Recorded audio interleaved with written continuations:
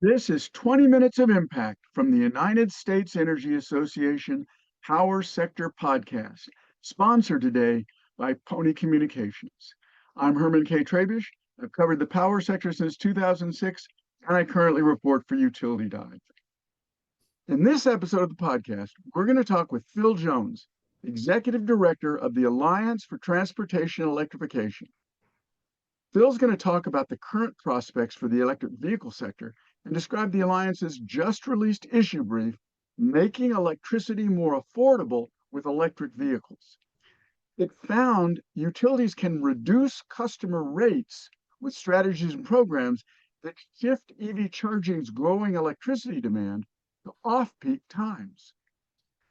Phil took over the Alliance for Transportation Electrification in 2017 when he also formed his own consulting service. His over 4-decade career began with 5 years as senior legislative assistant to Washington State Republican Senator Daniel Evans and 13 years in the private sector.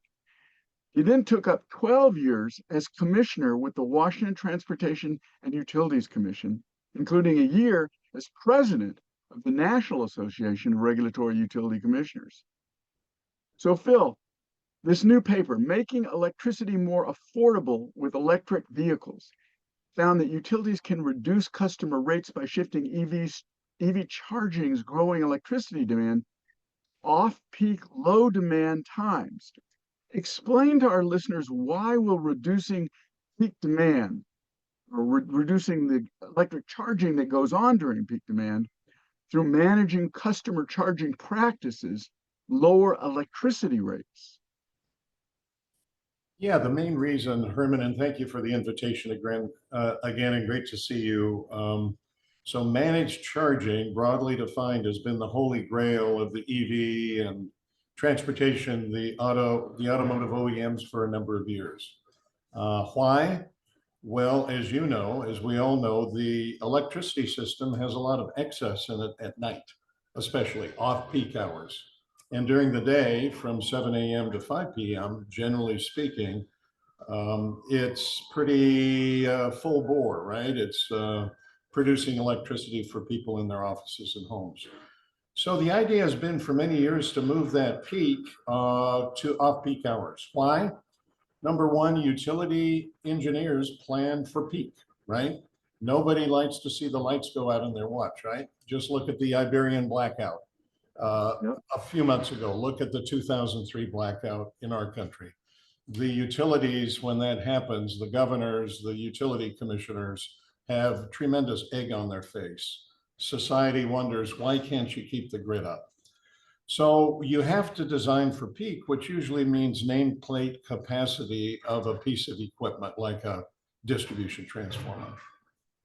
The other reason is in order to get people to make this big transformation from fossil fuel cars to electric cars, you need to provide some programs or incentives. Americans have become fairly addicted to oil over the past 100 years and the fossil fuel gasoline service model. So it takes some incentives and some programs to do that. So the utilities have a real interest in trying to move people along this journey, right?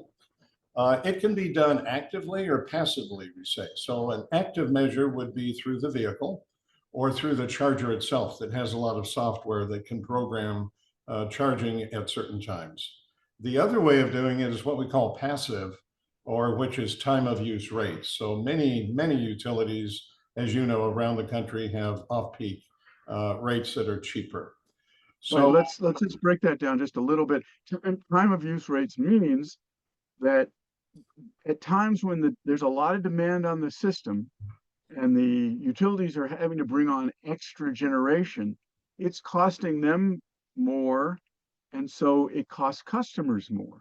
correct. Whereas there are times, as you mentioned earlier, at night when there's half the generation that a utility may have access to is just sitting idle. So it would be great for them to use that then. And so they schedule the rates. They charge higher during these times when they have more demand, and less they charge less when they don't have the demand. That's like an incentive to get people to shift their usage. And remember what we're trying to do, Herman. We're trying to get that difference between gasoline and electricity to remain, to be an incentive too. That's a private, it's kind of a private market function. Largely gasoline and diesel prices are determined in the private market, and there are tracking agencies that keep track of gasoline and oil prices, as you know. In electricity prices, they're generally fully regulated by commissions. So you have this rate making formula called where you come up, it's backward looking, where you try to estimate what the total revenue requirements, what a utility needs to keep the system going, right? And that's Mhm. based on rate base, depreciation, taxes, and other issues. So in the paper, we wanted to make the point because affordability is such an important crisis. Some say crisis. It's a challenge of the industry today, right? A lot of costs are going up. So a lot of the green energy advocates, I think, didn't tell people that it takes a lot of capital to build new generation transmission to make this energy transition. So we're realizing a lot of capital costs in the system. So we're looking for ways to keep rates stable or go down. And so the point in the paper is that if utility revenues go up, which they should, as more people convert to EVs. EV sales, by the way, are still going up, 7, 10, 15% a year, depending on the make, model, et cetera. Um, as the utility revenue requirements go up, that means the utilities may have more money. They're fully regulated by the commissions. So the utilities and the commissions can return some of that money back to ratepayers and customers, You said, or at least mitigate the upward pressure on rates that's coming from wildfires, new generation, new transmission, and all that good stuff. you said as the utility revenue requirements go up. I think what you meant to say was as the utility revenues go up, they're selling more electricity because Correct. the cars are using electricity to charge. And that's something that really sort of uh, people just seem to not be so as aware of as they should be. It costs a lot less to run an electric vehicle, even when you're using a little bit more expensive electricity, generally speaking, because gasoline prices have been high, right? Right. Right. So we generally estimate, prices. We don't have a national energy policy, as you know. I've said this for 40 years when I was neighborhood president and back in the Senate. We have a series of regional energy markets and policies, Texas, Southeast, Midwest, West. So, but generally speaking, if the price of gasoline retail is 3.50 a gallon, roughly 3.20, 3.80 a gallon. Out here now, it's in Seattle, it's about $5, 4.50 to $5. Um, Same in Southern California, it's actually a little more.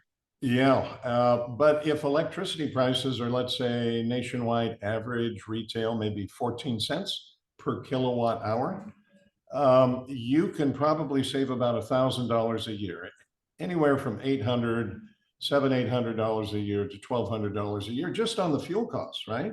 So that's Yeah. just a customer enjoying increased savings due to a fuel cost. If you add on the cheaper off-peak rates, time of use rates, that you get from the utility, the savings will probably be even more.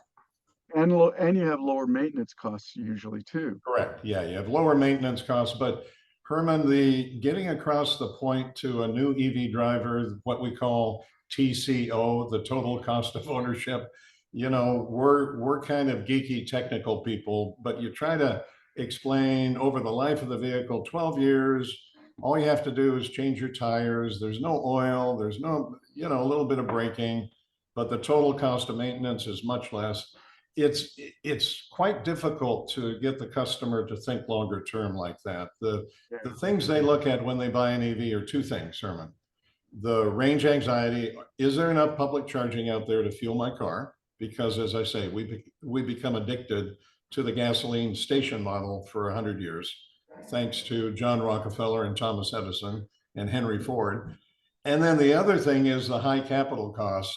EVs are still about $7,000-8,000 more expensive on average. A lot of that is due to the OEMs tended to go with the high-end models first, Rivian, Tesla, Lucid, things like that. We are coming in with more lower price models now, but there's still that cost differential. So we need to overcome those two barriers first, and then we can talk about utility rates, savings, how you fuel, and all that stuff. Yeah. This announcement from Ford, though, about a $30,000 electric pickup is pretty Yeah. exciting. But we're not here, Phil. Let me remind you, we're not here to talk about that sort of thing right now.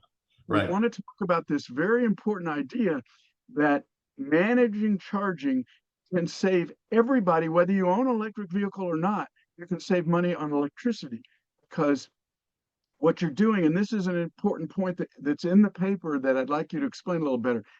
The idea is that if you move charging to off peak, you're spreading the use of the system. You're setting the use of the system over more hours, and you're getting more revenue for doing that. But you're not spending any more money to build new systems. So that means that the rate is lower because the rate is set by how much revenue requirement you have per kilowatt hour. I think I'm saying that right. You can clarify that. And so what happens what happens exactly in terms of that? So if you have a lower revenue requirement, then everybody's rate goes down, right? Right. So just think of it this way: if you're a renter or if you're a landlord and you get $1,000 a month for your rental income, and you have utilities and mortgage to pay, let's say you can raise the rent by $200 a month, but all those other expenses stay relatively the same. Maybe they increase by inflation, but they go up 200 and the others go up $30. That means that marginal revenues are ahead of marginal costs. And so that means that the utility can spread those costs out, assuming there's no separate rate class, that we have commercial customers, industrial customers, and then we have residential. But if the utility can spread that increased revenue back to all these customers, it means that they don't have to pay as much, basically. I mean, it's pretty complex formula, but that basically is the thesis. So PG&E, for example, mentioned last week or 2 weeks ago through Patty Poppy, the CEO, that she was talking about data centers, and she believes that data centers have some load flexibility to cut back hours that can relieve stress on the grid, and they can be compensated for that. So, but the point is the same, Herman, with any end use like a data center or an EV or a heat pump or whatever is used. If you can time it so it's off peak, retail rates, she estimates that by 2027, retail rates may go down 1 to 2%. Not a big number, 1 to 2%, but as EV adoption takes place, and if we can get medium and heavy duty, she was talking just about light duty vehicles, right? If we can get these big rigs, Class 8 vehicles, Class 6, to do more managed charging in the future, the retail rate impact will be even bigger. Yeah, and I've heard her say the same thing. And she's also said that we have this problem in our country. We have a system that in most places is half a century or more old. It needs to be revived. It needs to be renewed, especially because we have all these new technologies that we can take advantage of, including electric vehicles. So it may be that by using these managed charging practices or these load shifting practices in the case of the data centers, that the utilities can sell more electricity without having to make any basic investments. So then they can use the more money that they have from revenues by selling more electricity to modernize the system, which can then, it becomes a sort of a positive cycle of reduced costs and improvements that reduce costs, and then using those better revenues to improve the system and so forth. But we're losing track of the basic point of the paper here. Let's talk about rate designs. Now, one of the key things that you're going to do, you're going to use these time of use rates that we've talked about to be a financial incentive to get people who have EVs to charge during low periods of demand, where they can get cheaper electricity and the system can be used more efficiently. But Phil, as you said before, you and I are wonks. A lot of people don't pay much attention to their bills. Why do you think this is going to work? Are people even going to notice that they have these time of use rate designs? Well, one thing I worry about, Herman, you and I are both wonks, but do people really look at every line item on their bill? For example, some people Yeah. do. Some people do. For example, there was a Climate Act carbon pricing here in Washington State, and there was a big issue whether or not to put the CCA, it's called Climate Commitment Act, increased costs on the bill of the utilities or not. Or do you just include it in that rate base, that overall line item? The commission decided just to include it in the overall thing. But many, as you know, in California, the bills are very complicated. You have line items for environmental trackers, low income, you got this, you got that. And so there's a big argument in the NARA community, as you know, about how much, quote, transparency they should be, and then how much time the consumer has to actually read that damn bill. These bills can get kind of long, but let's get back to per kilowatt hour. Do people really look at per kilowatt hour pricing this year as opposed to last year? I don't think so. I don't think so. What they often are most interested in is the total amount. They may look at the line item, but they go to the bottom right and say, this is how much I paid. So the real interesting thing that I'm advocating for more around the states is energy. We call it energy wallet or energy burden. How can we get the commissions to look at gasoline prices or diesel or other end Oh, uses? Yeah, natural gas or whatever fuel type they're using, and put it in the energy wallet kind of a concept to indicate to the consumer how much they're paying for energy overall. I think the utilities can do this. Personally, I'm a former regulator for 12 years. We probably have to change the statute. We probably have to change the cost benefit analysis that commissions use. But I think consumers deserve to know, how much I'm paying for gasoline on average, and then how much they're paying actually for electricity. And this is so actually, that's really interesting. So you want to put on the bill, here's what you would have paid if you were driving a gasoline fueled vehicle, and yeah, here's what you would pay if you were driving an electric vehicle, and see how much savings you would get. I think we can That, do that. I think that's a great idea. The other thing about that, by the way, is uh, automation, right? I mean, there are a lot of states, and it's not just in California or anything. There's a lot of states that are thinking about automating some of this activity that customers do. So they have the opportunity to they can plug their car in during peak demand, but their car knows, or the system may know, Right. that the car, they don't need that charge until tomorrow morning when they go to work. So let's hold off until the rates are lower. That's another way to get this managed charging to work, isn't it? Right, right. So, I mean, that would be fairly controversial, and I'm just throwing it out there for discussion, but I'm increasingly talking about that.